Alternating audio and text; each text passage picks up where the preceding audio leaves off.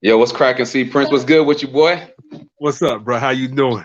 Man, good, man. I'm glad you're hosting the show with me tonight. We're gonna talk about success and the road to success and how you got there. You know what I mean? And some of the struggles and the things that you've been through. I got two young folks over here that's successful. They doing big things. You know what I mean? You know what I'm saying? Talk about it. You feel me? So, talk to me. See, Prince. When it comes to success, man. I believe this show is a part of the success that I've been through. So, I want you to tell your journey and the things that you've been through, and then I'll go through my journey and my success that I've been Oh man, I've been through so many successes, but I think the biggest success I did, I always got to start with the family aspects on it. Having children was one of my biggest success. through. Saying people always talk about their financial and stuff, but I have to always say, I always got to the family first. But as far as my financial success, it's actually been trial and error. You know what I'm saying? I didn't stick with one thing. People say stick with one thing. I normally, I stick with it long enough to know that it's not meant for me. You know what I'm saying?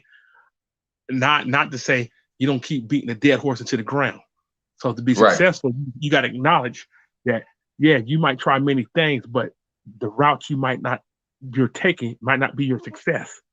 A lot of people okay, don't understand that. Like they end up with a dead end job for years, keep working and complain about not advancing and growing. But right. maybe your growth was supposed to go somewhere else, lead you somewhere else. But a lot of people don't understand that, you know. So Yeah. that's my success story is just like trial and error and actually taking the chance to be successful in something that I was uncomfortable with or maybe was comfortable with, but whatever gave me the success, I kept growing until I kept on, I kept growing. I didn't stay stagnant in one job. So, Every job got a glass ceiling, right? okay. Um, so on this road to success, what are some of the things that challenged you? What was some of the things that bothered you? What did you have to overcome, and what was your reason why you needed to overcome? I think a lot of things I had to overcome, and it's funny to say that, and I hate to say it, but it's actually people. People was the biggest obstacle. It wasn't never the job because the job was always, saying the job is the job. It's not going to change. It might deviate from what it is when you got there, but it's not going to change. You're still going to be out the same product, regardless if they change the policies or procedures. But it's the people. People. They're afraid for you to advance. You know what I'm saying? And, people in jobs are like crabs in the barrel. You know what I'm saying? Especially when you think if I advance, I'm taking from your plate, but I was never on your plate. You know what I'm saying? But they look at it as I grow and I better myself financially, and they be like, well, I was there longer or I know more, but they didn't put themselves to advance. So I think people are is the biggest obstacle I ever had to overcome. I even trained people that actually left me. You know what I'm saying? But Okay. I never tried to hold them back. But it's funny how when you train somebody and you give them the knowledge that you have, and they had a little bit more knowledge of understanding because they went to school. Because I didn't go to school to a lot of my jobs. You know what I'm saying? It was basically on the job training, and they had the What are some of the different certificate. jobs you did? What's some of the different jobs that you've done throughout your life? So the people can kind of get a little understanding of what you're talking about. You know what I mean? Spill Oh the well, tea. man, I listen to this. I've done manufacturing. I work for Apple Computer. So I built the motherboards and stuff for Apple computers. I've done sales from cemetery sales to vacuum sales. I've done office works. I've done various jobs. I've done how you say I'm a jack of all trades. I've done a lot of jobs. I've done construction. I've Okay. done I've done manage I managed a nonprofit. You know what I'm saying? I got paid for doing nonprofit work and all that stuff. So I mean a lot of Out the of jobs, huh? I was about to say, out of all the jobs that you've tackled in your life, which one do you think defines your purpose, or did you ever find your purpose in the middle of going through all these different chapters in your book of life? To be funny, well, it's not even funny. I think the best job I ever had, was when I was doing mentoring in Florida. and I Why do wasn't you feel like paid that's the for it best? because it gave me a chance to touch young men and tell them my experience at that age. You know what I'm saying? And then at that age, I told them it was nothing different. It just different faces. Everybody go through the same challenges, the same hoods, the same story. Because, like I say, the streets don't change, but characters. That's it. You know what I'm saying? So either you're gonna be this character that makes it, or you're gonna be this character that fails. You know what I'm saying? A lot of people don't understand. And I said, and I didn't get paid for it, but at the same time, I think that one was the most promising because at that time there was a lot of young men passing away through street violence and stuff. You know what I'm saying? Right, And right. I did EMT for a minute, so I was an EMT. I wasn't a paramedic, but I was an EMT. So I was going into the houses with the babies that were under substance abuse, the families who were under substance. I seen it all. So that mentorship really made a lot to me. To be honest. Okay. Why do you think the mentorship was more fulfilling because you was pouring into someone else's life and you were receiving? Is that why that one felt like that was more of your purpose or you're more of your calling? I think it was just the fact that you you look at it's like a self-reflection. I had both parents and stuff in my home, and what I'm saying, and to see the people who don't, or even the people who do, Okay. and then you watch how the parents are not interacting with the children. You know what I'm saying? They call them out their names and stuff like that, and don't give them that boost. I'm not saying all people in a challenging environment does that, but a lot of these kids sometimes repel against their parents because they look at their parents that failed them somehow, like, why are we in this predicament? You're not living up to your potential. So the kids act out in the same way. They don't understand life is challenging.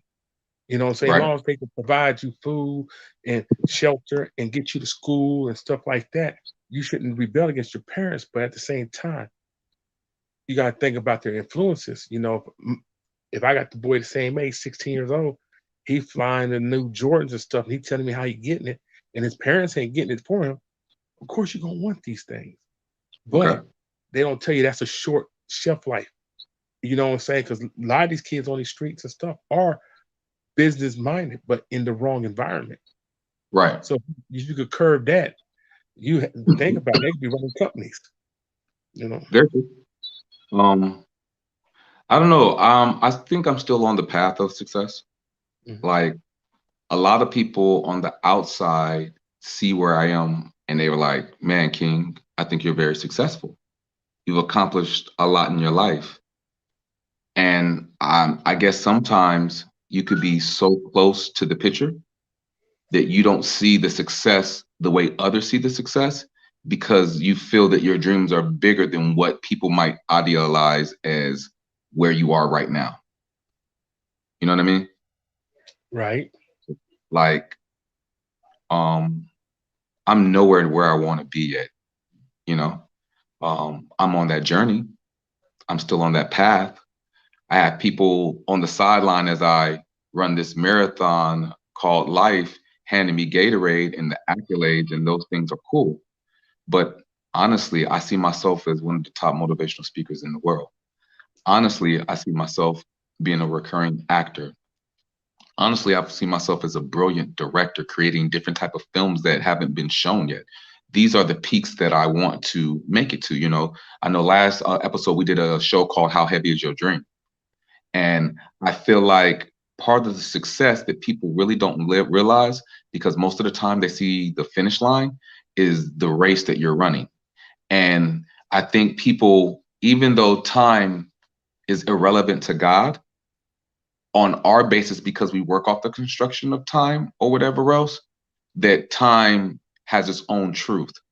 And if you allow time to do what time does, like when they say trust the process, then it will reveal to you everything that you need to see. Now, you might be in denial in what it reveals to you. You know what I mean? That doesn't mean you have to accept it, because sometimes we're in denial about the things that we see based off of what we want or based off the distraction. You know what I mean? So for me, it's it's interesting. I've came a long way. See Prince, he'll be right back on. Y'all don't worry about that. Um, Phone probably just went out. It's all good. But we're gonna continue. I feel like here's the situation, right? And this is just me spilling a tea. I come from Benton Harbor, Michigan. I didn't have a lot. My mother did the best that she could. And so my mother, by the time she was 20, had 3 children. And to me, my mother's like a superhero, right? Because I couldn't imagine doing what she did, and all of us are successful. So while I'm running this race of success, I've been in the military, which was an interesting journey. Like Charles said, I done wore many hats, had many jobs. I Yeah. was assaulted by the police. I survived that assault.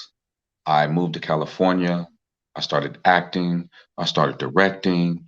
I booked ballers. I got a book out, and I still don't see the success that I want. I see the steps towards the goal and where I want to be, but what y'all don't see is the all the no's I go through, all the failure, all the anger, the tears, the frustration. Y'all might just see the highlight reel on social media, but it's been a journey to get here. You know what I mean? It's been an interesting journey. Like Charles, you know me personally. So have you ever, Charles, on your road to success, seen how people only saw the highlights of where you're at and they don't know the valleys of what you've been through? You know what I mean? It's funny you say that because people count success on how much money you make. You know what I'm saying? So Okay. it's funny. I could think about when I started from the military, from McDonald's and all that stuff, and I seen how I continue to build to a financial status that I am now. You know what I'm saying? And I look at people, and then I look at my friends that didn't make that financial transition to where they should be at, but they Okay. continue to do things. And we was in school, they always say, "Oh man, you got it, you got it." You know what I'm saying? And you be looking at them like, "Yeah, I got it." I mean, it's not like I got it, but yeah, I got enough to share. You know what I'm saying? But Right. they think that sometimes I think people gotta understand. When you work, that success that you do is because you worked and you earned it. You know what I'm saying? Good. Just like when you have a professional athlete. You know what I'm saying? You know, I know a couple of professional athletes. Personally, we grew Right. up together, and I'd be like, when they first get drafted and stuff, it's an accomplishment because you say, "Hey, that's one of us that made the big time." You know what I'm saying? But when you start going into their pockets and start judging them because their lifestyles have changed drastically, you know what I'm saying? Right. They we get the terms bougie. They think they better than us and stuff like that, and that's Yeah. not true. That's not true. It's the fact that, hey, I got now my financial status changed. I have to be able to maintain this lifestyle, you know what I'm saying? Because now I'm getting used to living like this. You know what I'm And it saying? comes with bills. But hey, it definitely comes with a price. And here's the thing people don't realize: in order for that person even to make it to the professionals, let's just use athletes, because there's other ways to be successful outside of an athlete. But I know we more majority of the time people use athletes. Hold on, let me pause for a second. Yo, I want to give a big shout out to my co-host, Mr. Quake Price, who couldn't be here tonight. He wants to send his love. He wants to tell you thank you for all the supporters. We appreciate you. He's working on some big things right now, so he wasn't available for tonight. So he just wanted to give a special shout out. And I 100% wanted to give my man, my co-host, 50 grand. You know what I'm saying? Light skinned Mr. Butterscotch, Steve Harvey, edge up with the brand new suits. Mr. Craig Price, his love. I wanted to give him his love because he deserves that. He earns that. Yes, He's an amazing man. I want to shout out the First Lady. I'm not sure if the First Lady will be tapping in tonight, but Miss Chloe Price, we want to make sure we give the First Lady her love and her roses. They're definitely a power couple doing big things. They are, that's they the other half of Look in the Mirror, the conversation. This is something that I created, but this is something that I know that I can't do without myself at all. So I totally want to give my brother his roses. I totally want to let him know, hey, bro, I'm proud of you. I know you're working. I wish you nothing but success. That's why today's title is about success. I know you're doing day trading. I know you're doing contracts, and I know you're doing a lot of different things. So just keep working on your championship banner, bro. And while you're doing that, I'm gonna make sure I'm holding the showdown. I'm gonna make sure that I'm working on my championship banner. And we're gonna continue talking about success. Hopefully, my mom taps in, Pete taps in, Nicole, or if not, if it's just me and Charles and C Prince, and we're just having a good time, then that's what it's gonna be tonight. But we're gonna definitely talk about this success. We're gonna talk about some of the things that we've been through. If there's anybody in the comment section that might have some questions, you want to know about ballers, you want to know about police brutality and what we've been through, or the journey, you know what I mean, and how we got to where we are. If you got some questions for Charles and C Prince and why his views are what his views are, because he's definitely a historian. He's definitely a wordsmith. Reach out, hit us in the comment section. We'll talk back to y'all just as well. Also, last shout out, we will be doing Miss Camry's book. The book signing will be tomorrow at 6 p.m. We're going to be opening up a little bit early, around 5:45. So make sure you get there. Make sure y'all support her on her Instagram. Make sure y'all check out her brand new book, buy her book. She will be here live and in person doing a live book signing. We're going to celebrate this queen for her accomplishments. We're going to make sure that we buy her book, support her book. You know what I mean? And we're going to just show love, man, because guess what? Call me crazy on this one, Charles. Call me crazy. I feel like most people cry at funerals not just because they missed a person.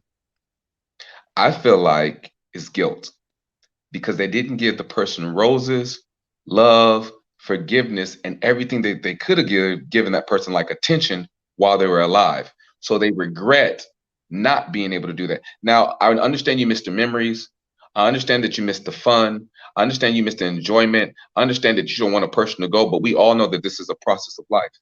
I'm just saying, I feel like sometimes there might be a little bit of that mixed in there. Am I crazy? No, I think you absolutely right. Because sometimes you do feel regret, especially if there were somebody close to you and stuff like that. There's going to be incidents that people don't miss somebody, but 9 times out of 10, when you see people that's really remorseful or something, there's some lost words that haven't been said. If it's not your spouse or something like that, or if it's not your child, it's some lost words that y'all wasn't on the best of terms. Because I seen this year. Matter of fact, one of my friends that somebody passed, and it hit them hard because now they're talking about what if, what should, could it happen. It can't. You know what I'm saying? Y'all had time to get over that little small things that separated you, but you didn't. Like, here's my thing. There's nothing like, death is going to trump death is always going to trump forgiveness, bro. You feel me? So I feel like there's nothing that you shouldn't be able to talk about to try to come to an understanding to get the forgiveness out the way, so that way you don't have to live with the fact that you never got the chance to be able to give the forgiveness, because now you're carrying that burden even more and you can't release that burden. You know what I mean? Like, even here's the thing, like the forgiveness ain't even for the other person. It's so you can have some internal peace just as well. You know what I mean? What do you think about that? I just think people don't forgive people because they always think they got time to forgive. You know what I'm saying? Or you know what I'm saying? So, and sometimes some people don't want to forgive. They force themselves into situations to not forgive a person. You know what I'm saying? And then you gotta think about it. Sometimes the person that you want to forgive still carries themselves in a manner that you can't forgive. You see what I'm saying? So, but here's the thing. But you don't even in that. That's more of, whatever their response is, that's on them. That's on their body. You don't have no control over that. But for you, so you could have your own internal peace. So you can have your own internal stuff. So you can, because sometimes I feel like, and the reason why I brought this up, because I know we're talking about success, right? But sometimes I feel like not being able to have the forgiveness to be free keeps you from becoming successful. What are your thoughts on that? I can say yes, because I worked at Apple. I trained the young lady. I trained her. They had another line opening up. You know what I'm saying? I trained her to go to the league. And then all of a sudden, she didn't want that line. She wanted my line. And then she started undermining me. You know what I'm saying? So during that, I put most of my time and focus and destroy her. I'm going to tell you, try to destroy her. So how dare you do this to me? And I trained you. Not, I told you I built you up so you can have your own line. But you want my line. That does. Hey, Charles, you're in the matrix a little bit. You're breaking up a little bit. Your connection's breaking up a little bit. You hear me now? I can hear you now. Yeah. I'm in West Virginia, so y'all got to forgive me because that they got bad connections out here. So, yeah, like I said, I helped this young lady and I helped her get to the position she wanted, but she went behind my back, and I couldn't forgive her. So in the long run, for me not forgiving, huh? You couldn't. I just didn't. You chose not to. I chose not to. Okay. I couldn't, because I chose not to, because and I hate to say this, that people are crabs in the barrels, especially people in our culture are crabs in the barrel. And that's what it took me to, that mentality is, what I'm saying? Instead of saying, okay, let's sit down and talk to it, I start retaliating in a negative manner that actually destroyed both of us. You know what I'm Right. So it was saying? more hurtful. That's what I'm saying. That's my point. It was more hurtful for you not to do that. And then it possibly slowed down your progress in the things that you could have been being successful in, instead of Yeah, carrying that dead weight or the dead burden, you know? yeah. So I end up losing my lead position. She ended up not getting a lead position. Then I end up back on the line being the worker bee instead of the supervisor, But see because how I that blocked thought, your blessing? That's what I mean, like how that blocked your blessing. You know what I mean? Because I'm not saying that you can't be human. I'm not saying that you yeah, can't have emotions. What I am saying is that we all, even myself, because I don't have it all, you know what I mean, should continue displaying better emotional intelligence, right? And then being yes, able to find the forgiveness in that, that would allow you to assume the position of supervisor or progress. But because you didn't have the forgiveness, it slowed you down from getting to the success that you wanted in your life. And so my question is, was the price of not forgiving worth it? it wasn't worth it. In the long run, it wasn't worth it. When I talked to the supervisor over me, and then he said, and he explained to me why I went backwards. He said, it's not because you're not a great supervisor. It's just you didn't use your supervisor skills in this setting, and you let Right, your emotions get the better of you. So guess what? If this just one person, imagine three other people in this line doing this, and you hinder production because you don't know how to get over something, forgive, and move past it because you chose to be in this position. You could have right, said no when we offered you that, but you said yes. So you take everything that goes with it, and you can't bring personal. And like he said, and he said it loosely. He said street mentality or whatever. He said I have to tell you that. He said I'm not being like, he's not trying to say based on your color, but he said because he said white people have street mentality too. He said right. so you can't bring that into this business world and be a leader, because guess what? You set yourself up to go to where I'm at when I leave. But since you displayed that you wasn't ready, we have to take you backwards. You see what I'm saying? Yeah, yeah. And guess what? I call that preparation. Like I was working with my friend Princeton. Princeton is a motivational speaker, right? He's one of the best in the world to do it. He shares stage with Tony Robbins and some other big names. And so when I was telling Princeton my story about wanting to become a motivational speaker, I told Princeton, yo, he was like, King, you are phenomenal when it comes to speaking, bro. Your passion, your fire that's inside you. Where does that come from? I said, I'm a product of failure. I said, because bro, I come from the mud. I come from struggle. I come from, not having, not, I come from, pain, bro. And so now that I can find a forgiveness in that, that lights my fire when I speak. And I said, it's not even really me speaking. It's really God just speaking through me. You know what I mean? Because as soon as I give myself the pedestal to make it all about me, then I'm not of service. You know what I mean? Because Right. sometimes we can start thinking that it's about us and that we're all of that and we're all no. I would not be who I am if it wasn't for a man like you being in my life since I was a kid, and all the other people, Colonel Jenkins and just my mother, you know what I'm saying, first and foremost, you know what I'm saying, being in my life to help mold me through all this mess I've been through, bro, from heartbreak, from uh, football, from tearing my ACL, from the assault by the police, from just the struggle, bro, just the struggle. And now I feel like sometimes we complain about the preparation that is going to get us to where we want to be. Yeah. I mean, people gotta understand that success breeds struggle. You know what I'm saying? I hate to say it like that, but success breeds struggle because you have to go through struggle. You have to go through disappointment.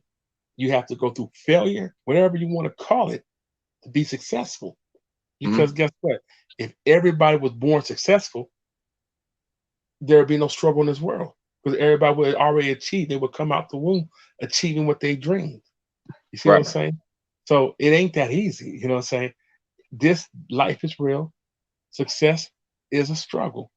And if you give it success, and you look at people that you know that were successful early or that was given to it, it was given, not they didn't earn it, it was given.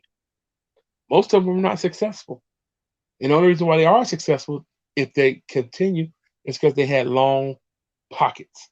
You know what I'm saying? Not because they did anything to warrant the success, or they lived off the success of their parents or others to make it seem like they're still successful. You see what I'm Mm, saying? right. Because guess what? Once you get successful, you got to nurture it, you got to care for it, you got to Exactly. groom it, and a lot of Exactly. people don't understand that. Right. You know what I'm saying? Like I always ask this question, right? When I'm doing my speeches. And I say, can you tell me one dictionary that you'll find success before sacrifice? Tell me one dictionary that you'll find success before sacrifice. So the sacrifice comes first before the success. You know what I mean? And Hmm. that's the work. It's like going to the gym, right? In order to get the body that you want, you have to go through all the soreness of working out. Remember the first time you get back in the gym and you wake up the next morning and you can barely move and you don't want to do it again because it hurts so much. But if you're able to push past this glass wall that's really not there, it's the one mentally, even though you're sore. If you're able to push past that, then your body will start giving you the physical results that you want. And that's just a law. That's just a law. You know what I mean? And I feel like the world comes with different rules and different laws. So my thing is, if that's true for the body to get in shape, that I have to push past the soreness to get to where I want to be in a great physique, not only just the gym, but guess what? I have to eat healthy. I have to drink water. I have to mind my mind, you know what I mean? And things like that. What would be the difference on the job? What would be the difference on the business that you want to run and the success that you want to have? And so I feel like we try not to answer these questions. But I know when being an entrepreneur or having a business, businesses usually have SWOT reports. And a SWOT report is strength, weaknesses, opportunities, threats.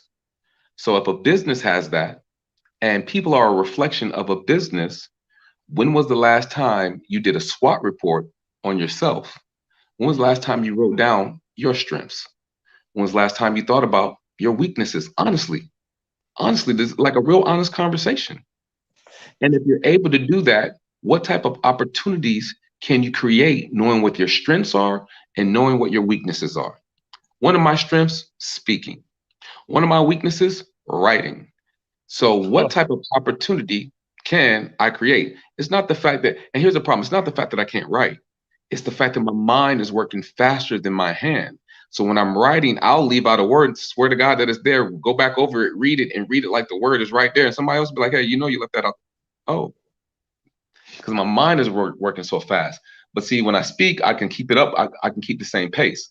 You know what I mean? Yep. That's why I'm able to speak in any situation or any environment, intellectually, in the hood, whatever. You know what I mean? I'm able to handle myself. I think Oscar Michel called it, even code switching or whatever else, being able to play two situations at the same time. And he was one of the first Black filmmakers ever. Um, so in this journey of success, Charles, I would say this. Um, NYFA. NYFA has been very interesting, bro. It ain't been easy. Everybody sees all the films that I've been winning. Everybody has seen the videos, but people don't know the struggle. So I had a funeral in the family. I think I called you about this, right? Yep. My aunt died and her daughter died.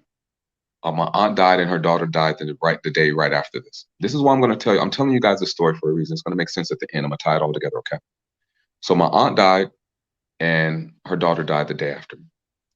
I had a court case in South Carolina for my son for visitation, which I won. So I had to fly from California to South Carolina and then do the court case. And after the court case, I had to go from South Carolina and drive all the way up to Michigan, to drive all the way back to South Carolina, to fly all the way back to California, right? Mind you, I'm still in school when all this is happening. The day that I flew out was the day that I had class for digital editing. So I missed class. I didn't even get the Google Classroom code. So I'm taking care of all these family different things, right? and this is just me being vulnerable.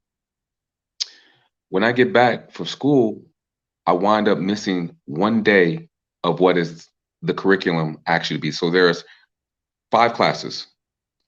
I made 2 classes, and I missed the class for the court case.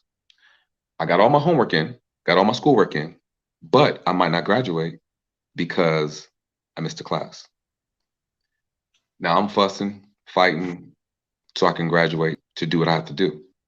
But that's part of the struggle that you guys don't see, but you see the film, you see the awards. But I'm fighting for the graduation behind the scenes. You know what I mean? So and the reason why I'm saying that, Charles, is like if you go on my Instagram, we see 23 film festivals, like beyond my imagination, and I'm still winning festivals to this day, right? But in order for me to graduate, I'm still fighting the fire to get the ultimate success that I want, which is my BFA. You understand what I'm saying? Yeah. And so people don't know the price that I paid because I had to go see family. I had a mandatory court case, but it cost me. It might cost me my graduation. I don't know yet. That's still in God's hands. Now the question is, what will I do in the midst of all of that? Because, like you said, when we come across people, when we come across situations, if we are the author of the book, the situation is only doing its part. Knife was only doing its part. How I react to the part that Knife was playing in my journey is up to me. And how I conduct myself in the midst of this is up to me. I can choose to let it get the best of me, be mad, fuss, cuss, yell, or I can choose to smile in the midst of my storm and say, you know what, God, however it works out, it's going to work out. And however it's supposed to be, it's going to be. But I'm still going to continue being the best version of me so that way I can continue still being successful in spite of, in spite of. Right. And so that's what I mean by when I say people see the highlight reel, but people don't know the struggle or the pain that you got to go through. So I'm flying, I'm dealing with death, I'm dealing with COVID, I'm dealing with the vaccines, I'm dealing with knocking out all my schoolwork, I'm dealing with graduating, I'm dealing with going to the film festivals and writing the film festivals and submitting, making the money so I can submit to the film festivals, making the money so I can make my new film, trying to get actors, trying to get paying for permits and paying for that. It's so much that goes along with it, right? And when it's completed, the only people that know what I've been through were the people that I had to go through it with. No one else cares. Like, okay, here's an example. You like movies, right, Charles?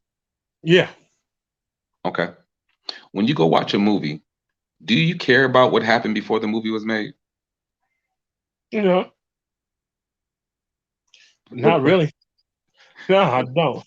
I mean, if it's something I'm interested in, I might follow it, but I still don't care. I want to see the finished product. That's all I care about. Right. And which is part of the success, right? So the Yeah. only thing people care about sometimes is the highlight reel. They don't care about what it took, how many tears you shed, the pain, how you had to work late nights, drive Uber, work security, do all these different things to finally get the product out there. And you pray that they might like the product. And there's no guarantees that someone's going to like your work. You know what I mean? But for the love of what you do, for the purpose of what you do, you still go through this grind to make it happen. Like Right. like even when it came to writing my book, right, A War on Friendly Grounds, I had to go back and recall some hurtful and painful memories. I even called you and I did an interview with you so that way you could help me move past some of my how I compartmentalize things in my mind to keep me safe. You know what I mean? Like we all have this barrier in our mind, this thing that we use to compartmentalize danger, bad thoughts, stress, and everything else, right? So that way we can continue moving forward. But that's not always the healthiest thing to do. The truth is, you really want to heal from those different things so you don't have to compartmentalize. So that way, those things that come with the spirit, anger, stress, frustration, those come with spirits attached to it. You know what I mean? And then those things slow you down from operating at your fullest potential. So when you're able to find the forgiveness in that for yourself, you're able to move more freely and freer. And the less weight you're carrying, the more you can move. You understand what I mean? Yeah. So when I wrote my book, I had to go back and I had to touch the oven. on some things that I didn't want to touch in order to tell the truth in my book. Now, no one cares about that. What they care about is, hey, is your book good or not? No one cares about, the tears or the frustration or, man, I don't feel like writing today. Man, I got to stay up late tonight and write this book. Man, I need to call Charles to make sure I get this interview. Man, I need to pay for this. Man, I got to pay for publishing. Man, I got to pay for this book cover. Man, I got to pay for the artist to take care of the book. No one cares about any of the details to get to where you are. They only care about the result of the success. What are your thoughts on that? I believe that's true because I'm one of the people. I don't care about everything else in the beginning and the middle. I want to see what the end result is. You know what I'm saying? It's just like, you know what I'm saying? It's the cold truth. You know what I'm saying? You know, I don't go to the movie. I don't read the ending credits to see who made it and all that stuff. Unless there's a special thing happening in the movie, I'm not staying. I'm booking. You know what I'm saying? I'm so glad that you said that. I'm so glad it's very few people that stay to read the credits. Now, the ones that read the credits are usually the ones that's in the industry or really curious about the industry because they want to know how to get the plug and how to get the hookup, and they want to know whose name was attached to what and who did what. So that's for the people in the industry, right? But if you're not in the industry and you're not even thinking about entertainment, you don't even stay for the credits. You don't even care about the credits. All you care about was the film good or was the film trash? Did I like it or didn't I like it? The experience. I tell you what I do. I never go see it on the opening night for the simple fact because somebody gonna tell me like, yo, man, don't leave just yet because they got this scene at the end of the movie that's after the credits. I said, okay. And when they tell you that, I'm sitting there. I still ain't paying attention to the credits. I'm waiting to see the scene. What happened? I will say that's something that Marvel has mastered. Marvel has mastered the cutscene in the end of the credits to make people stay to see the continuation of the franchise and the dream world that they're building of their own reality. Marvel has definitely mastered that. Shout out to Marvel. I will be working with you in the future. You heard it right here on this show. You know what I'm saying? I'm speaking that into existence. Oh, also, speaking of success, Charles, and if you have any questions of me, Charles, about some of my success, and I'll question you about some of your success, please fire away. But here's another thing. Affirmations. What do you think about affirmations, Charles? What is the truth about affirmations? Bro, I tell you like this. Why do you need them? Why do we need them? All right, no, elaborate. Elaborate, please. Please share, because some people might totally disagree with you about affirmations. So it's important to understand why you're saying what you're saying and for you to come with a receipt with what you just said. I'm just asking, and I mean, I asked you. I mean, because that's a question a lot of people ask, and I'm like, why do people need them? You know what I'm saying? Maybe I'm misunderstanding, but I mean, I'm not misunderstanding, but maybe I just don't get it why people need them. You hear me? Yeah, I can hear you. But you look like you was waving, and I was like, you waving? What? I go out? No. I got a. Huh? I got a phone call. Oh, okay. Listen, let me ask you this. Oh, shout out to my boy Tori. Tori's one of the greatest editors I know. He's edited every single film for me. He edited Evolution of Slavery, A War on Friendly Grounds, Twitter Fingers. I want to shout out to the young GOAT, Tori Thompson. He is amazing. He is brilliant. He will be one of the most successful people in Hollywood because of his work ethic, because of his genius. Tori writes, he directs, he produces, he edits. He's a photographer. And guess what? He's only 21 and he never stops working. This boy, and he's building these muscles. He's building up all these muscles to be able to take Hollywood on his back to create the type of films he wants. So I want to shout out to my big brother or whatever else, you know what I'm saying, my little bro who just called me, you know what I mean? The young GOAT. Call him Young Genius. I mean, have you been on the show? Tori? No, I will bring him on the show. I'm gonna bring Tori on the show. I'm gonna do a whole show on Twitter Fingers. So I'm gonna have the whole crew, actors, cast. I'm gonna have them bring them all on the show, and we're gonna talk about how we made Twitter Fingers and what it was like to go through that whole process. I mean, okay. I really, you know what? I think maybe it's because I don't get that many affirmations from people. I mean, yes, I do. I get some, but I don't get them to the, I don't look for them. You know what I'm saying? I don't know. Okay. How about this? Do you write your own affirmations for yourself? Have you ever done that? Have you ever got some affirmations for you and woke up and said an affirmation for yourself? And okay, and if not affirmation, have you ever did a vision board? No, So you've never done a vision board, no problem. no. And have you ever done? But you know what? I can't. I watched my daughter do a vision board. No, no, we're not bringing Meek up in this. We're not bringing Meek up No, in this. no, We're no, talking about. no. I haven't. You know what? When I was younger, I used to write down. You know what I'm saying? Did a vision board. You know what I'm saying? I mean, as an adult, I have not done one. I haven't Okay. because I guess, and I do get affirmations to a point. You know what I'm saying? But I don't. I really don't. Sometimes I think why I need to have that when that's what I'm supposed to do. You know what I'm saying? Like I Okay. said, you like people get affirmation for being parents. You know what I'm saying? It's stuff that you're supposed to Wait, do. wait. What do you think an affirmation is? What do you think an affirmation is? I think it's just to make it affirmed. You making a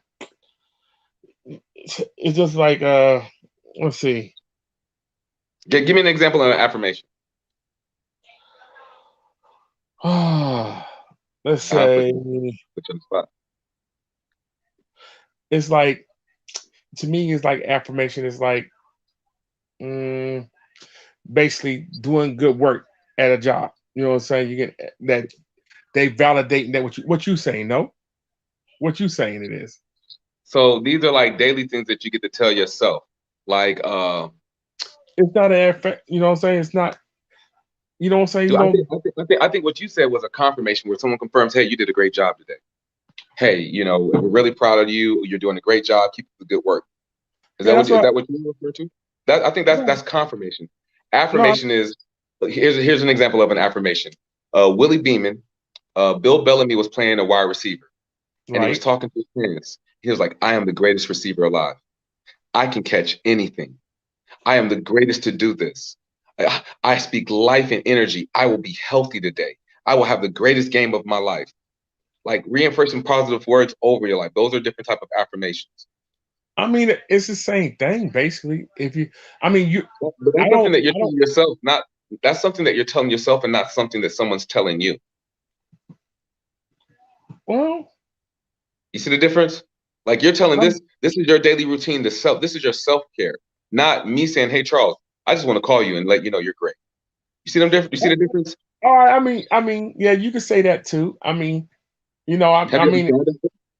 huh? Have You you like ever tried that and woke up and said, "Today is the greatest day ever. I am the best version of myself. I am this. I am, and whatever it yeah, is." Have you ever tried that? yeah, I mean I've done that, but people call me conceited. You know what I'm saying? I think no, I think you should try it. You know I what I'm saying? honestly do. You know what I'm I saying? People call me conceited when I do stuff like that. Like he's full of himself and stuff like that. But I mean, well, understanding well, like here's the that, thing. That's you allowing people to speak curses over you then. Listen, Because I look at it like this, right? If this is true, if you have okay, so you have children, right, Charles? right. Okay. So if you went to your children and said, "You're stupid, you're stupid, you're stupid, you're stupid, you're stupid, you're stupid, you're stupid, you're stupid," what do you think would happen to your child? They be stupid Why? because they believe that if you speak something to very much just like you know you know it's funny that you say that because if you tell somebody that they're not going to be nothing and stuff like that, people 9 times out of 10 fall into that position. Okay. You know, a So lot wait, of wait, so hear me out. So you just confirmed an affirmation, but it was just a negative one. You just said if you wake up and tell a person you're stupid, stupid, you're stupid, you're stupid, eventually they'll believe it to be true, and then that will be the outcome. So if I you can mean, say something negative over a person's life, why can't you speak positivity over a person's life and get the same type of results? I agree both ways. I do. I mean, like I said, if you think about it, and I tell you like this, you see affirmations all day in music, all day. You know Okay. what I'm saying? If you listen to music, people believe that they are these people they're talking about in these songs, Facts. and they live up to it. You know what I'm saying? Yeah. And Like I before mean, somebody go do something, and you could be in the club, and if knuck if you buck, come on, everybody rowdy, everybody bouncing. Everybody on there, I wish a nigga would. See, I said, yeah. that's I just said the that's whole the word. Just affirmation. You know what I'm saying? Like I said, the affirmation is, it depends on who's giving it. If you give it to yourself or somebody's giving it to you, you know what I'm saying? And think about this. A lot of people don't understand that, it's power. I listen to a lot of 70s and 80s music. I do. I listen to that stuff, you know what I'm saying? Because they call me Charlie Prince. I think I'm the biggest lover in the world. I ain't gonna okay, before you go into Charlie Prince mode, here's a question. Do you believe there are certain things that in the Bible are true? Yeah. Okay. Here's the question. Do you believe that this is true? There's life and death in the power of the tongue. Yeah. So if there's life and death in the power of the tongue, don't you think affirmations could be true then, because you're speaking life over yourself? Mm-hmm.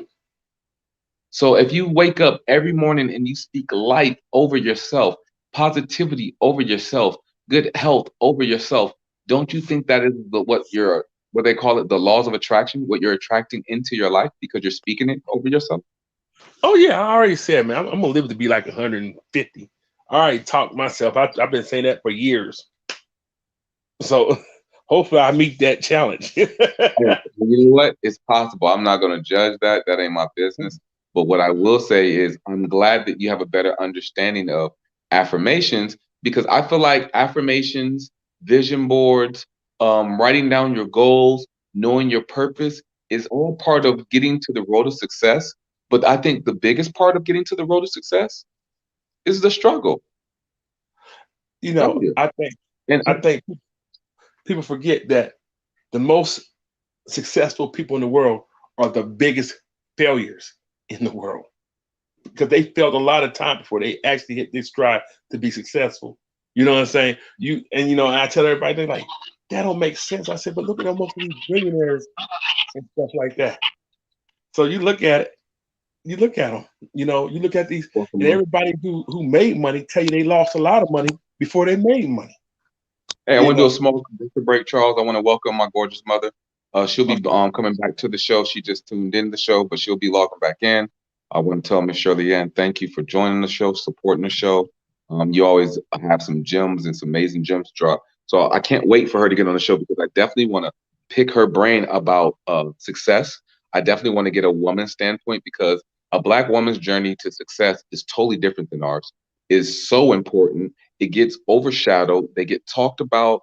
They get drugged through the mud, and they don't get enough roses. They don't get the roses that they deserve, especially with their plight to success and the things that they do. And sometimes even us as men, Black men, don't give them the success as well, or give them the roses that they deserve. We become upset that they're successful. We become intimidated that they're successful. We don't do our part in supporting them because they're successful. And I feel like that's something that has to stop. I think that it's a compliment and it's a testimony, because that woman has the right to become everything that God called her to be. And in the midst of that, she deserves the love and support doing that. Now, I don't think she should step out of her femininity to throw that in a person's face, which is a conflict just as well. But at the same time, I think that she deserves all the respect and love. Hello, Mom. How are you? Welcome to the show. And we're talking about success. So can you share? You're muted right now, Mom. You're muted. Can you just share some of your successful stories and your journey to success and some of the things that you had to go through, Mom? Oh wow.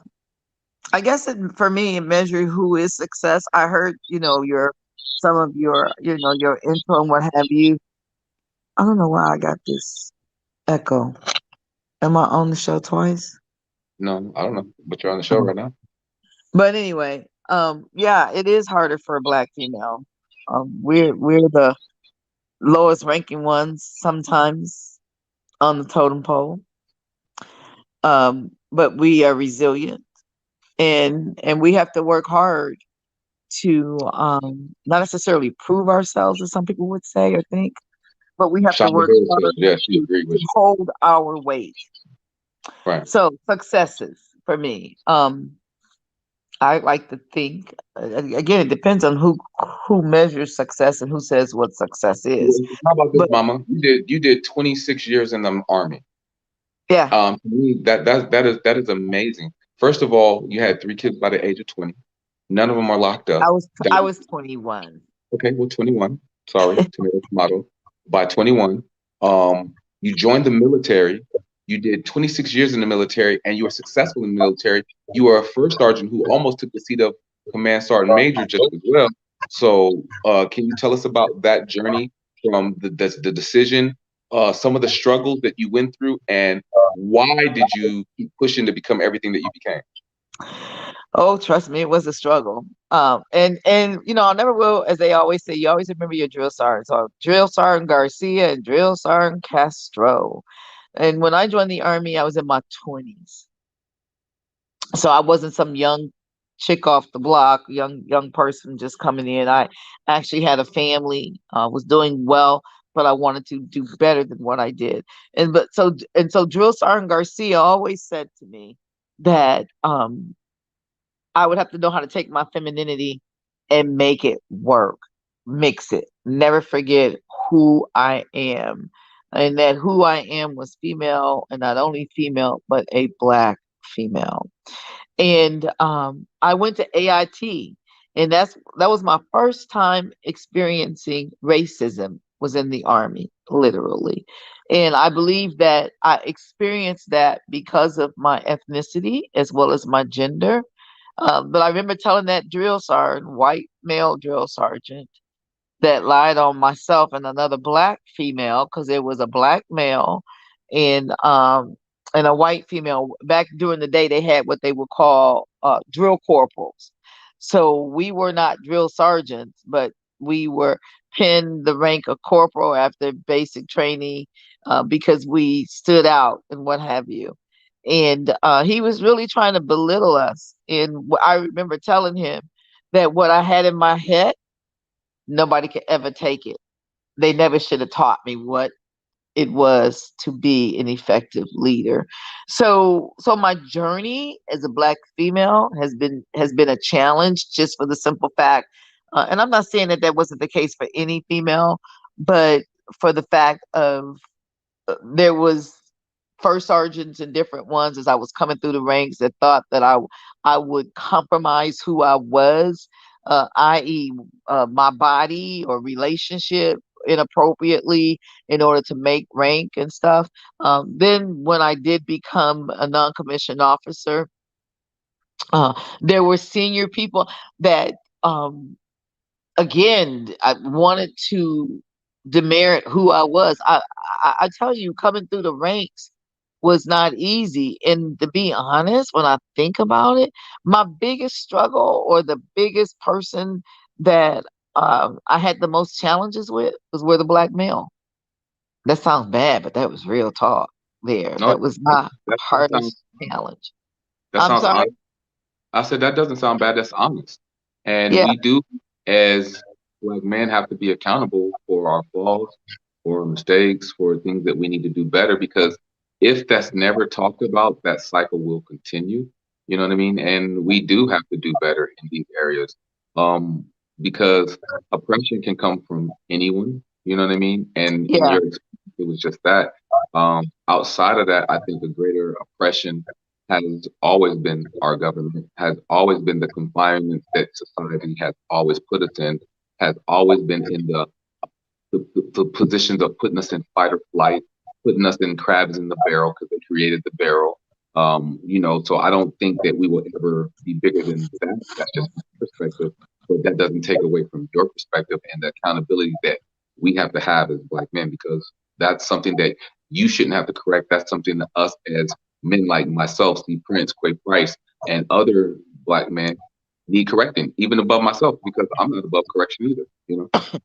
Yeah, Uh, that was my biggest struggle. My biggest competitor, for lack of better terms, was the Black male. And I don't know if they thought, because they thought we were advancing rank faster than them, excuse me, faster than them, or what it was. I'll forget. I'll never forget. I also had a first when I was in Germany, but I'll never forget. I had this first sergeant who was be married to whoever you want to be married to, but married to a white female, and I think she had like 4 or 6 children at one time. She had six.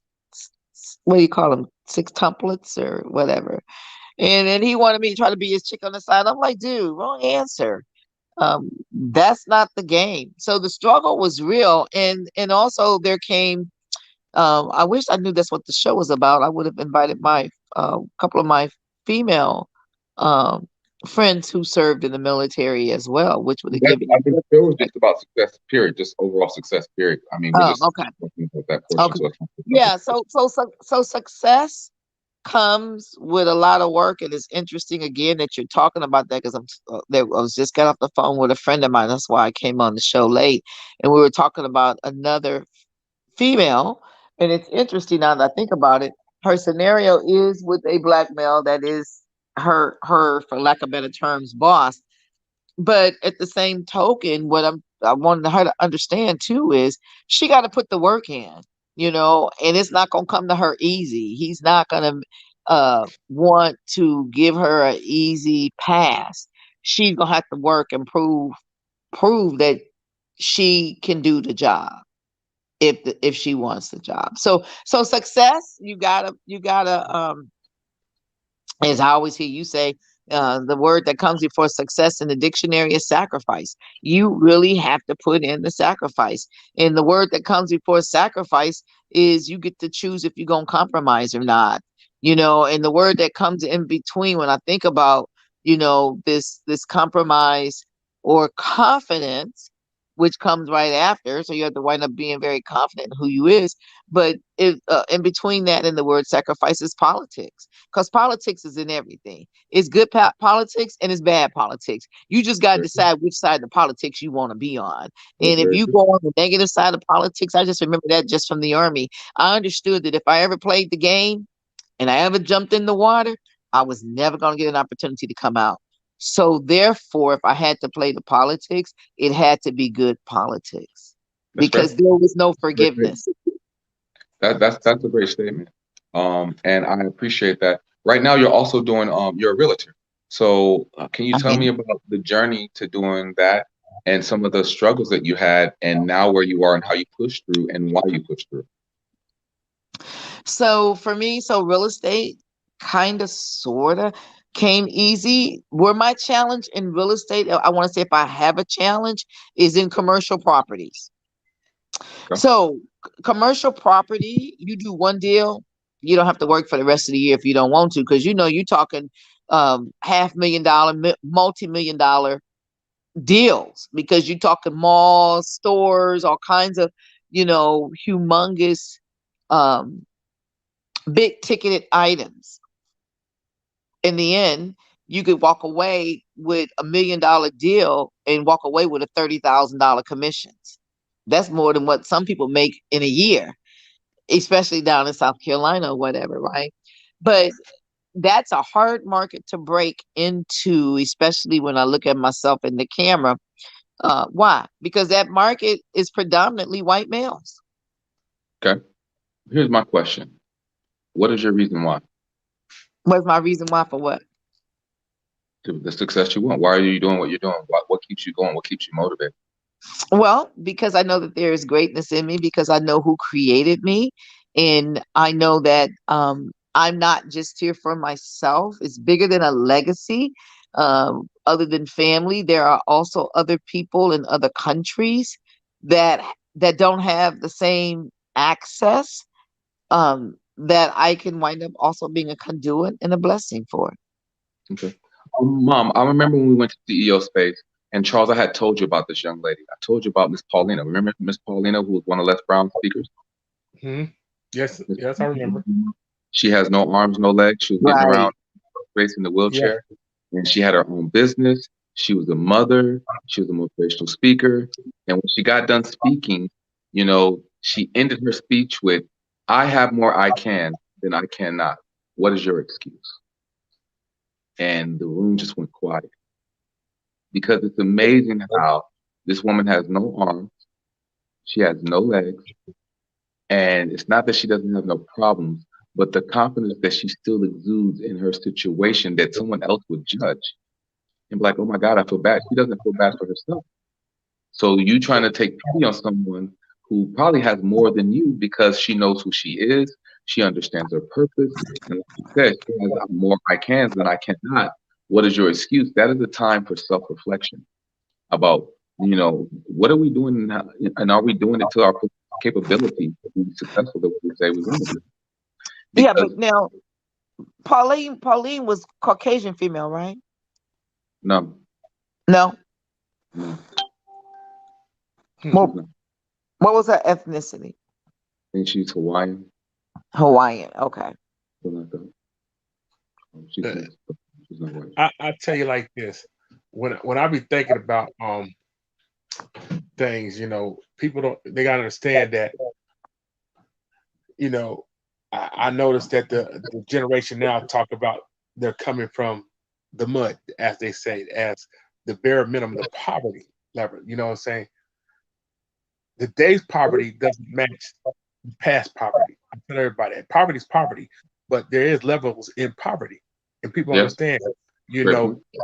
so when I think about it, we was taught generational growth. That next generation be better than the next generation. Because you think about the people who started in the mud, that was the sharecroppers and all that stuff. They worked hard so their kids didn't have to work hard in these fields. They pushed the education on them. And you know what I'm saying?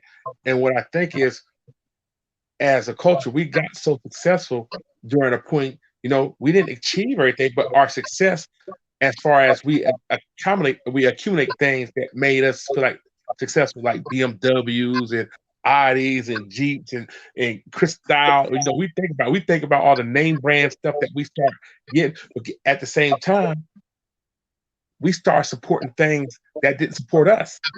You know what I'm saying? And Mute your then mic. we taught our kids how to be successful through these items. You know what I'm saying? They don't know what real success is, because guess what? If you look at most of the kids nowadays, they think their success is name brand. You know what I'm saying? They don't look at that's not success. You just Mom, mute Well, your obtain mic. these things. yeah. You know. What did you say, Los? I was saying mute your mic because it's an echo while Charles is talking. Please. Oh, Thank you so much. So I think if we understand that success, you know, it's funny when you see successful people with their kids. You know what I'm saying? Their kids will exploit from their parents' success. Their parents might have came from a project and stuff like that, but when they become successful, these kids emulate what made their parents successful, idolize the things their parents was, it became that, even though they never was grew up in an environment, but they know how to market themselves to get the people in their environments to buy into their success. And guess what? They still poor. You know what I'm saying? The only success they did is make somebody else more successful than they are. You know what I'm saying? It amazes me because you know, my father taught me a long time ago. He said, "Son, you know what? I teach you to shop at Kmart because it's not where you get the clothes, it's how you wear the clothes." He said, "You could take $1,000 shirt. If the man's a piece of crap, he's always going to be a piece of crap. He just got $1,000 shirt on. You know what I'm saying? But if you take that penny and you dress it up to look like $1,000,000, guess what? This man is going to know how to carry himself. He's going to groom himself to be successful. So guess what? So that's what we're doing. Now we got people who look like $1,000,000, and they're not that shiny. They still that dirty penny. They still a piece of crap. You know what I'm saying? And they pour out what I say, bad information on success. Because I watched this one thing on one show, and I was going to do something. I ain't going to mention the company name, right? The dude was like, "Yeah, I could teach you how to be successful and stuff like this," and he's bragging on how successful he is, but he didn't tell you that it costs over $10,000 to join his program. Of course, you can be everybody, but if you keep having people coming to buy into your success story, you will keep on saying the same thing next year and the year after that. But guess what? You are successful. You're not lying. But how many people are successful behind you? That's what you're not saying. You know what I'm saying? Like, I want to definitely say I acknowledge what you were saying. I want to work on that. I do think you touched a couple of amazing points. One of the points I think you were talking about, and you can correct me if I was wrong, how you have someone who becomes successful and then their offsprings are lazy. Their offsprings don't put in the same work because their parents had laid the foundation, so they don't appreciate the foundation that was laid. And so they take advantage of their parents because they haven't had to earn the same dollar on that situation. So they don't take care of the opportunity that was laid. Um, I definitely want to acknowledge that because I think that certain things is true. You also identified about how we are so comfortable based off of the work that our ancestors have done for us, you know. And that's a question that in conversation that I love to talk about because I just want to know, when did we become so comfortable? As if we made it, as if we're on the other side all of a sudden. And it's amazing how we do wear the oppressors, labels, names, and this and that. And some people don't know nothing about you and don't care. Some of them don't even design the clothes for you to wear. It just is what it is. And why are we so impressed with someone else's name when we can come up with our own stuff for our own self, and wear our own community's clothes or wear our own stuff? I'm not brand bashing or whatever else. I'm just trying to find understanding because of how we spend our dollar. And I think we spend our dollar because we have PTSD. I still think we suffer. I still think we're trying to be accepted. I still think we're trying to show that we're good enough to wear that brand, or we're still good enough and accept me and let me fit in and, give me a seat at Mhm. the table instead of just creating our own table. But in success or whatever else, I do think success has a formula. I do think there's a pattern to that, and it's how are you being consistent? I think the consistency in something and the muscle memory in something, and success isn't just defined by a dollar. God rest his soul. Junior Seau had like $55 million in the bank and he took his life. Did he live a successful life? Was it success? Well, to maybe him, absolutely. You know what I mean? And, TBIs is real. No one knows what he was going through that time. God rest his soul. May he rest in power and love. So I'm not saying anything negative about him. I'm just saying sometimes you can still have all the money in the world and have no peace. And you can have somebody that's homeless and they're spiritually rich and they're laughing and they're enjoying life. And they don't have half the stuff that someone else might think is successful. So, success is definitely defined by different people would have all the rights to define it however they like. It's not just one cookie cutter mold. But I think when you lose yourself and you forget who you are and you can't find the forgiveness and you gotta talk about someone else and put them down and everything else to try to make yourself feel better about where you are, then I don't think that's successful. And it's amazing how you can go to, food drives and give to the homeless and church drives and feed people and these different type of things, and in that exchange of you serving someone, it's funny that you think that you're blessing the person that you're actually giving the food to, but the truth is you're actually doing a blessing for yourself. It's almost like a reset. It's almost like, man, I'm so grateful for what I have.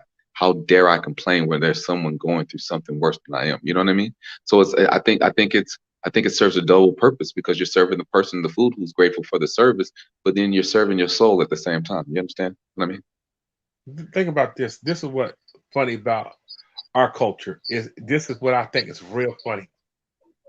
You have the people that make it, but they keep themselves 1 foot in the hood, right? They got 1 foot in the hood because they want that credibility to know that they came from the hood, right? Nothing wrong with that. But then you got the people who made it that says, "Hey, I'm gonna live my life the way I choose. I want the better things. I'm not offending nobody," and we'll call them a sellout. You think about this. If you think about all like the professional athletes and entertainers, they making money. You know what I'm saying? They talk about the real things that happen in our communities. To be honest, they do. But they don't send their kids to them communities. They don't send, you know what I'm saying? Some of them may go back to them communities, but they don't, you know what I'm saying? They really don't give back to these communities. But yet they will go on TV and talk about motivations, what we need to do and stuff like that. And I tell everybody that you gotta look, you know what I'm saying? It I'm depends on not the asking, athlete.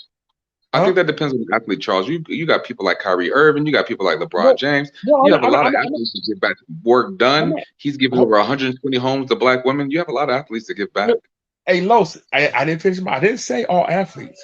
I said some. I didn't say Well, all. I'm not pitting this I one. wasn't saying that for you. I was saying that for the audience because I definitely want the audience to know that you do have a lot of athletes that give back in private. They don't give back on, Oh, in public or on social media to stun about how they give back. But I do want to acknowledge and give the ones that do it their roses. That's all. though I know a lot of them that does it. I'm not saying. I'm saying what I'm saying as a general pop. I'm not talking to down them. You know what I'm saying? Don't make this like I'm trying to down them. I'm saying look at how we carry ourselves. You know what I'm saying? You know what I'm saying?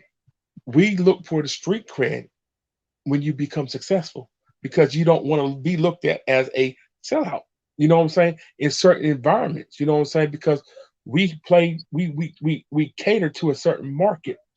You know what I'm saying? That's what I'm saying. I'm not saying, you know, because you gotta think about. I'm gonna pick on rap for a minute. A lot of people, if you look at rap's evolution, you know what I'm saying? It went from partying to education, and now it's to the streets. And if you're not, you know what I'm saying? If you're not, and I mean really to the streets, you used to be able to talk about street news and stuff like this, but nowadays these mugs are really meaning they're killing. You know what I'm saying? Even though they're successful, their street cred is more important than their success. You But see, the okay, values I, change. I agree with you on that. But some of that, no disrespect, is whitewashed too. Some of that is controlled by, the agenda to oppression of our people and the enslavement of our people. That's how you can have conscious rappers get no airtime, but you can talk about Molly Percocet all day long, and that'll get airplay over and over again purposely. So they're paying for the marketing to our children. Let's imagine society as a farm, right? And they are paying these sharecroppers or these people millions and millions of dollars to plant seeds into our children, whether it be TikTok, whether it be Instagram, whether it be through the radio. They are being paid to publicize um, spells, curses, spiritual warfare against our children through music. Because if you look at our history, we've always been sensitive to music because that's how our ancestors passed on our stories and our legacies through song and dance. So what they've done is they monopolized that, and they've empowered people who are willing to take the money to poison the mind of the children. You know what I mean? And Listen, it's purposely done. I don't There's disagree with that for that. Okay. because I read a book from I forgot the Russian author. I read a book when I was younger, and he said how to destroy America. And one of the things he talked about was taking the youth and destroying their family bases. You know, so I understand what that comes from. You know what I'm saying? And like I said, we can't always say even though they control these avenues. You know what I'm saying? It's the fact that the matter that we're not gauging our success and we're not teaching our children success. And guess what? We allow things to be put on our children because guess what? They put parents in an environment that both parents got to work, and the TV watches your children. You know what I'm saying? I could agree with that all day long. You Look, know what I'm saying? even in Jesus' crew, even in the 12 disciples, he had a Judas. Yeah, So but if Jesus walked around and he had somebody that was going to be the Judas that took the 30 pieces of silver, that's the same thing of these people in the industry taking their 30 pieces of silver to poison their children. yeah, but what I'm saying, Los, I mean, we could also know that. You know what I'm saying? That's I'm not disputing that. You see what I'm saying? I'm not talking like I'm saying it directly to you personally. I'm talking to the audience of the overall bigger conversation. Oh yeah, I'm just saying that we got to do better. You know what I'm saying? To teach these kids true success and true values. You know what I'm saying? I You agree. know, because like I said, I think it's difficult for this generation to understand values and success because most of these kids don't think they're gonna live to be 21 No, or have families and stuff no, like that. you They're not mentioned living like that. I can't let you do that. I No, love you. I love you, but I can't let you do that because you said that. We listen, cannot bro. sit here on a platform like this and speak over the future like that because technically they are the results of us. They are the But result of our leadership. They are the results of how we've been guiding, how we've been parenting, who we've been, what we've showed them, how we've educated them, how we protected them, how we've covered them. So the way we point fingers at these children, bro, you are only talking about how we've led. And I don't never listen, see how we wait, hold on one second. I don't see how we ever take accountability for how we are the leaders of this future, of how we talk about the children. We can always talk about someone, but we never define how we let them. listen to this. This is what I'm saying. I'm not defining these children by my definition. You see what I'm saying? I'm not saying it overall. I said going when I go out here and speak, because I still speak to these children. You know what I'm saying? I don't hold on. I speak to these children. I'm not saying, you know what I'm saying? I go to these boy So clubs. again, I I'm go, not talking about you personally. no, I'm no, no, talking about the collective. but I'm but talking but you, about you're not the only person that says that. We have a lot of people that say, well, this generation ain't this generation's music's that. The generation, blah, blah, blah, blah, blah, blah, blah. But the generation is only the fruit that we bared. but you know what? They It's the say that fruit. every generation. And I'm not saying, that's my point. You're making my but point for me. but Every but no. generation talks about the next generation as if the next generation isn't the fruit that they bared. Hold on. I'm talking about my experience. I'm not talking about everybody else. So only I can talk about my experience. I only can talk about my truth, not everybody else's truth. When I go out here and talk to these kids, this is what they're saying to me. You know what I'm saying? I'm not talking about everybody else. I'm speaking my truth. Okay, so when those children, okay, I want to back up for a minute. Hmm? When we talk about cars and all those different things, those are really liabilities. So we really haven't taught our children what true assets are, Oh, i.e., real estate, um, stock market, bitcoins, different things of that nature, right? Because I have a client right now that has a lot of tax sale properties, and then I have another person where they have farm and what have you, and they're people of color, and their children want absolutely nothing to do with that, which is really legacy. I was like, dang, I wish I had that kind of stuff where I could leave behind or whatever.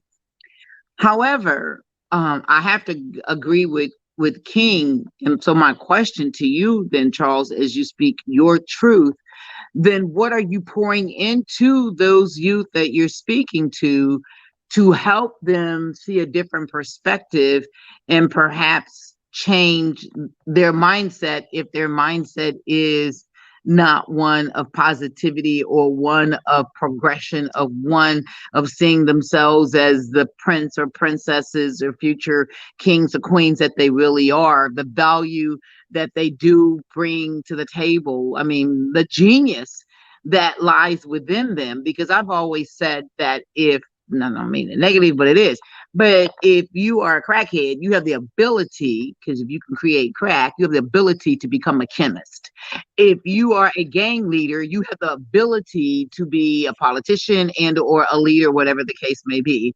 If you can rap, I mean, there's so many things that our children bring to the table. It's about what direction are we steering them in. And there are several, several unsung heroes that are tracking. There are people, young people of color who are designers, who are I mean, they making it and they doing big with success. So the ones that's your story that you were just speaking about, my question then becomes to you, what are you sharing with them to perhaps give them some hope, change their mindset, come from the banging or the low self-esteem or whatever? listen, this is what I do. Uh, huh? Your mic. I said, I will say this at the end of the day.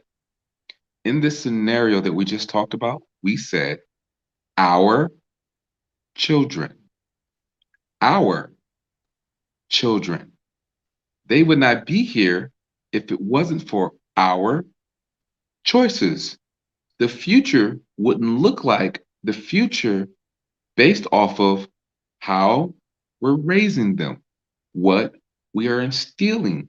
The world is no more than the fruit that we bear. So why are we talking about the fruit as if we're not the person that bear the fruit? And until we can speak life over the fruit, we will always have the harvest that we have. And it goes back to the beginning of the show where we said, you're stupid, you're stupid, you're stupid, you're stupid, you're this, the negative, negative, instead of speaking life, positive affirmations over the future. And not only speaking positive affirmations over the future, showing positive confirmations over the future based off of how we walk, talk, and showcase it, because they can only see what we show, and they are only the results of who we are. So if we don't like the future, maybe we need to look in the mirror and check our past, so that way we can create a different result instead of being negative to what our future is. Because if the future is our children and we're speaking negative over our future, why are we upset that the future is negative? It makes I no sense don't to me. I don't think we speak it. I don't think I spoke negative of the future. And I don't think I spoke negative of the children. I think they speak negative. What do you think you said in Hold the beginning when you spoke about the kids? on. What I said is what they're saying. I didn't say what I was saying. I Well, said what they okay, were so saying to well, me. somebody, Hold, if it's not you though, somebody hold, speaking like this over the future, whether it's you or somebody else, it's still the same thing.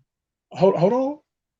Like I said, and when they speak this to me, I say, hold on. I don't know your background.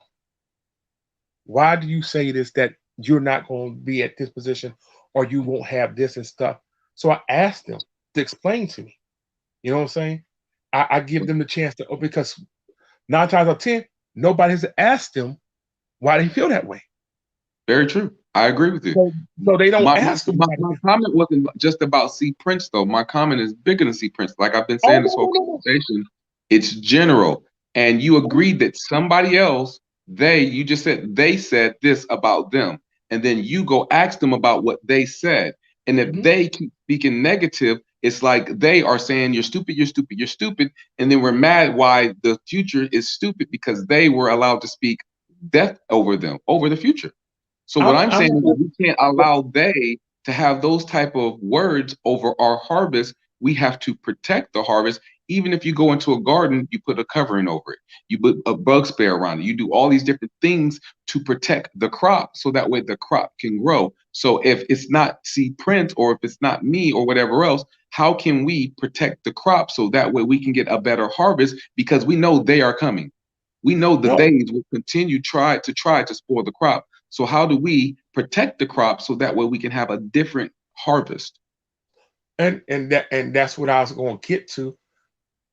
You got to understand. It's like this when when when you expose, and you know what, and I tell you like this, I come from a gang background. That's what I was exposed to. You know what I'm saying? That's what I, you know what I'm saying? So you get numb. You know what I'm saying? Hands out, you get numb. But it took me to go into the military. You know what I'm saying? I went into the military. I went on military. I got in. I ain't gonna. I got in by luck. Let's put it like that. Right war, right time. I got in. They let me in. Then I didn't conform to the military, so my career was short. But there were men in the military that made just actually made me. You know what I'm saying? They didn't. They wouldn't let me go to the to the to the left. I should say they should. They wouldn't let me I finish. appreciate you. I think I did a good job making you. I think I did a great job making you, helping you become the man you are. I appreciate you for committing you. So so so what happened is, and I look back at that time in the military, and even though it was a short career, 2-year career, stuff like I look at it. You know what I'm saying? I could have been a lot of places, but in the military and not meet these men, these mentors. So I don't give them credit like they're supposed to. But No, you they don't give me my credit. You don't. You don't give my credit. Yeah, but you know what though, Chance? A lot of it comes with, as you said, you did that the 2 years, short term, whatever the case may be. It comes with mindset. If the mindset is not changed, then we tend to carry out and perform whatever it is that our mindset says, because somebody else can see. I'm trying to get this camera right. Someone else can see the greatness in us, but if our mindset isn't there and we've got this noise going between our heads, because this same brain can tell me that I am tracking, I'm on point, and turn right back around and say, man, you just all screwed up and you don't have this together or that together, whatever. So it's about mindset, and not only mindset, the circle that you hang with. And anything can change if we want it to change. But we have to also put in another word that comes after success. So in order to get the success, work. You got to put the Yes. work in. And when you guys were just talking about, what others were saying, the scripture that came to my mind was when Caleb and Joshua went to the land, the promise, and that God told them what he was going to give them, and the grapes were all huge and whatever. The other 10 came out and said that the people that were there were like giants to them, and they were like grasshoppers. So their mindset was very, very small. But then Joshua and Jacob said, no matter what they look like or you say, surely we can conquer and go in and win. So that still goes back to mindset. I agree, and I think that's something that we could go to closing remarks on.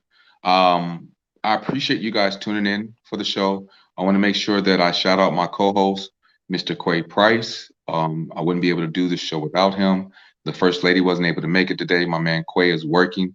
He will be back, ladies and gentlemen. We are the dynamic duo. So, Mr. Price, have a great day at work. Continue being successful. I can't wait to get you back on the show, man. We need that energy. We need that swag that you bring to the show. You feel me? We need to see that hairline, brother. You feel me? Talk to me nice. C Prince. No, excuse What? me. I apologize. Miss Shirley Ann, do you have any closing remarks about success? Because we want our queens to go first and we want to respect our women. Do you have any closing remarks about success that you would like to impart or pour into these young women or these young men? Never give up. You are either learning or you're winning. Connect yourself with someone who has achieved where you want to go, and cut off like deuces to those who are envious and or jealous and cannot see the greatness in you, that may just want to push you down. But success is measured by what you can pour into society, and when you're gone, somebody remembers what it is that you gave to them. We are all equipped with the capability of being successful. It's how you measure success, and it doesn't have to look like someone else, as long as you're contributing on a positive to the economy and to society at large. Thank you for allowing me to be on your show. We appreciate you. Continue to come back, Mama. I want to. Oh, Mom, tomorrow we're going to be doing a book signing for Miss Kamari Cole. Her book is called Moments to Myself. We will be opening the doors at 5:45 p.m. We will be doing her first, and on the show we're going to be making history, doing our first book signing on Look in the Mirror, the Conversation. So please bring some friends, whoever you want to bring to the show. She's an amazing, talented young Black woman that we definitely want to support our queens and put them out there. So we want to make sure that her show is fire. We want to get this book in as many hands as we can. So if you're free, if you have any ladies, even though I know we usually do the shows on Thursdays, we're going to do something special for her because we wanted to celebrate this Queen, Miss Kamari Cole, and her book, Moments to Myself. If you're available tomorrow, please join us for the live book signing. And this will be her first book that she'll be showcasing to the world. So Charles, if you're free, come through, support tomorrow, be in the channels. If you can't tap in on the show or whatever else, come through, ask her questions and why she wrote her book and what was her reason why and what purposes does she want the book and what is her target audience, whose lives she wants to change, just all the important things. And so that way this young lady has an opportunity to, one, share with the world that what God gave her. She has the opportunity to share her book, and then we can also pour into her and help celebrate her book tomorrow. C Prince. Oh, hey, we got a guest on the show. Shout out. So hey, I'm gonna give Charles his closing remarks real quick, And after his closing remarks, can you give us a little Costco sample about the book and talk to us about what we're going to see tomorrow? If that's okay.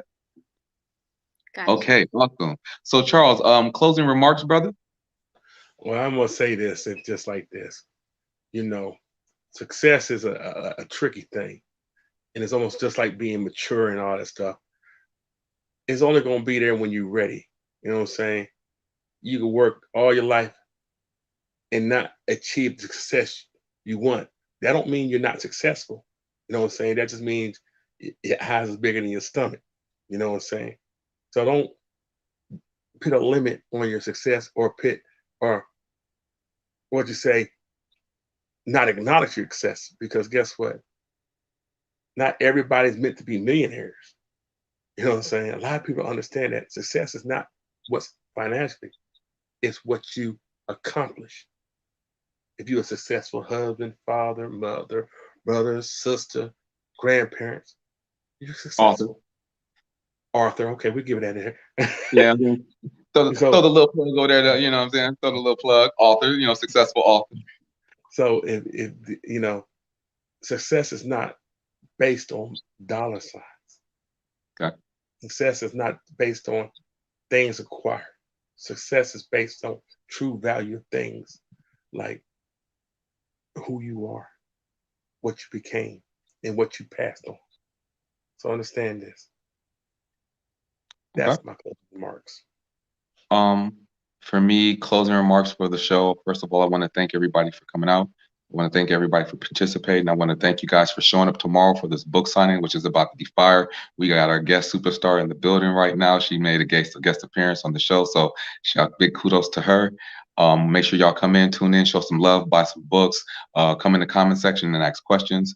But success is knowing why you're here. To me personally, knowing your purpose, fulfilling your purpose. No matter how many times you get knocked down, you get back up, because you can't outdream. And I don't want to put religion on nobody, but this is just for me, right?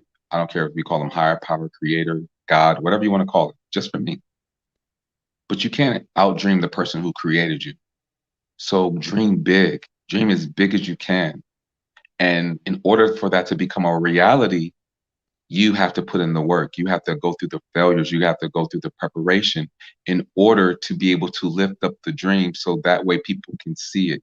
Because you can't have a testimony without a test, which means you have to go through something.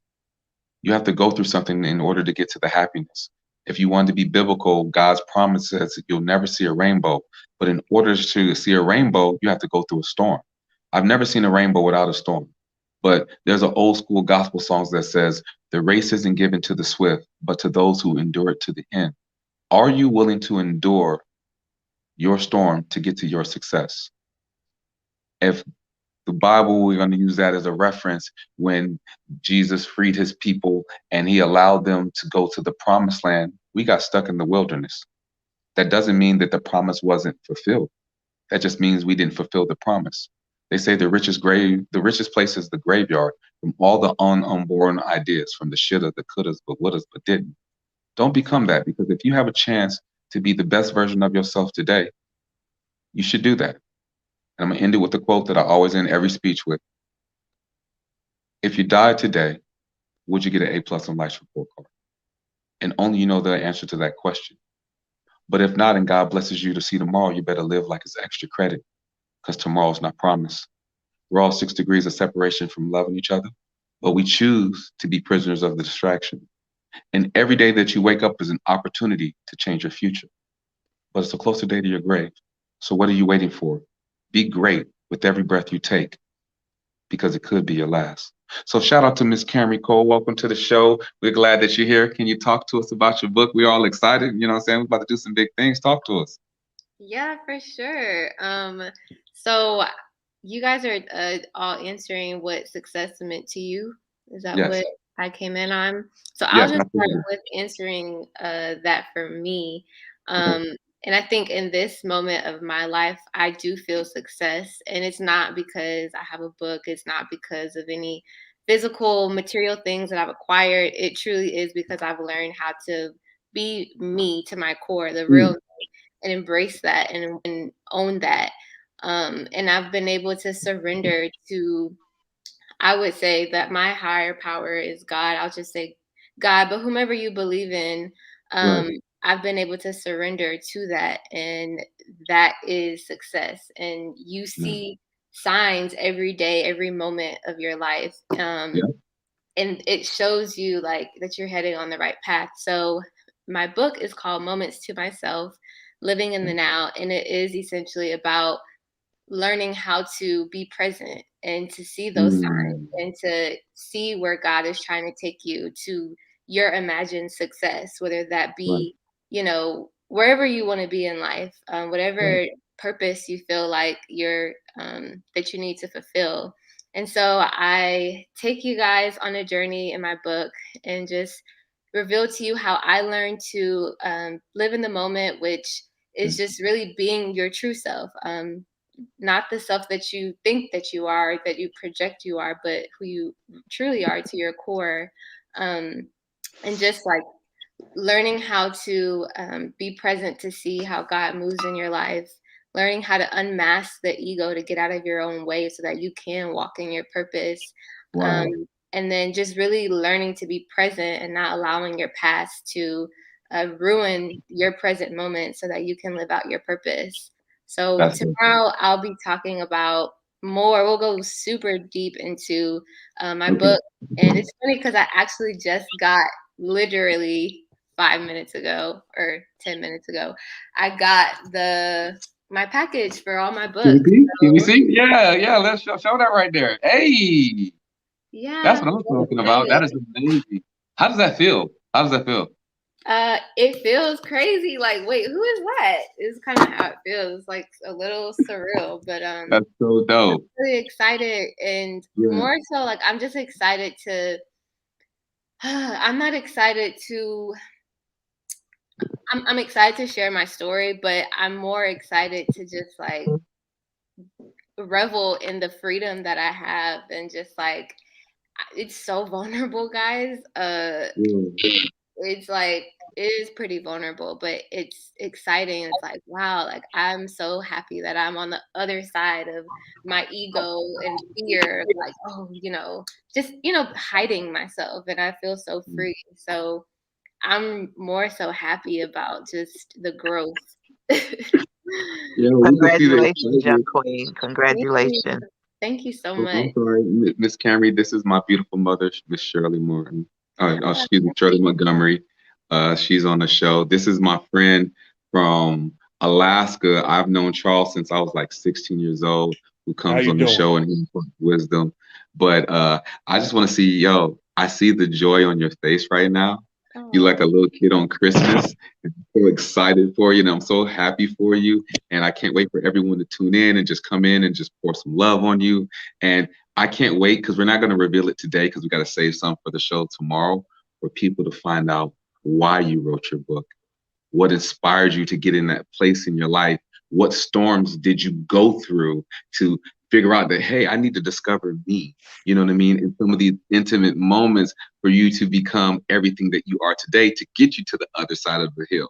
And so in order to get to the other side of the hill, there had to be a journey and there had to be some obstacles in your way and what it feels like to be able to conquer those obstacles and still be you and still be yourself, and so how your book is going to inspire so many other young women, especially Black women, just women in general, but be to know that, hey, I can write a book. Hey, I can be myself and that's okay.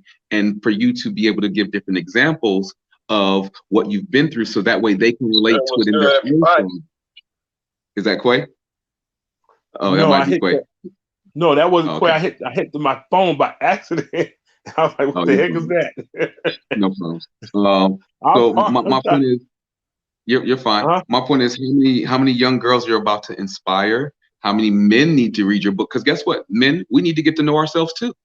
We need to find our center. You know what I mean? We need to find forgiveness from old relationships, from maybe dad wasn't home, from different things and how we've been beat up through life too. So Amen. this book is for you and it's very therapeutic if you're a man where you need to find the center of yourself. And so make sure you guys tune in with this amazing young lady, this author, Miss Camry Cole. And if you have any final words for them, Miss Cameron, go right ahead. Well, I hope that you guys join me tomorrow at 6 p.m. Pacific Standard Time. This book is really for both men and women. And even though I wrote this book, I've read it too many times to count. But every time I read it, there's always something that pulls me out at like, oh my gosh, like, dang, I needed to hear that. And I think this is truly a book that I'll revisit in different stages of my life, and it'll be able to pour into me in a new way. So I am really excited for how this book transforms people's hearts, honestly, and themselves and the relationship that they have with themselves. So yeah, tune in tomorrow. I'm super excited. Hey, look, you guys, this book is going to be fire. It's going to be hot. It's going to be amazing. It's going to be touching. And most importantly, it's truthful. See, like when we go out into the world, there's so much garbage and there's so much poison, and we've become addicted to that. So when we're able to hear truth and a woman in her truth and in her femininity, in her being vulnerable or whatever else, that's going to be something that resonates with your soul. So I'm excited to be able to be a part of this as a male and just be able to support our Black women, our queens. I'm excited because here's the thing. It's our job to be there for them. It's our job to show up for them because they always show up for us. So I'm so grateful that you're allowing me to be a part of this. I am honored, sis. I am privileged, sis. And I just appreciate the opportunity to be of service to you. So thank you so much. Thank you. You're more than welcome. Well, that's our show, you guys. Make sure you guys tune in next Thursday. Or if you weren't able to catch the shows, you can find the shows on YouTube. You can find the links posted on our Facebook page. Make sure you like, subscribe, bring a friend. And look, we don't have to have 1 million people. Would it be nice? Yeah, but I would rather if it was 10 solid people and when our message touched the right people's heart to go out into the world and create change, I'm definitely okay with that. I don't need to be the fire. I just want to be the spark to the flame. So we love you guys, and that's our show.